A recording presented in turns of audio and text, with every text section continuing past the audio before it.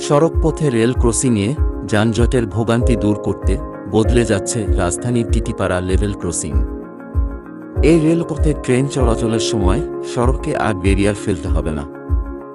এই 5টি লাইন দিয়ে নির্বিঘ্নে যেমন ট্রেন চলাচল করবে, তেমনি সড়কের যানবাহনগুলোকেও রেল ব্যারিয়ারে দাঁড়িয়ে থাকতে হবে না। এজন্য মূল সড়ক থেকে 11 মিটার নিচ দিয়ে নির্মাণ করা হয়েছে নতুন আন্ডারপাস অথবা পাতাল সড়ক। 4 লেনের এই আন্ডারপাসে ঠিক যান চলাচলের জন্য থাকবে পৃথক 2টি লেন। পাশাপাশি পথচারী পারাপারের জন্য থাকবে ফুটপাত। ইতোমধ্যে আন্ডারপাসের 75% কাজ শেষ হয়েছে। বর্তমানে আন্ডারপাসের সঙ্গে সংযোগ সড়কের নির্মাণ কাজও চলছে।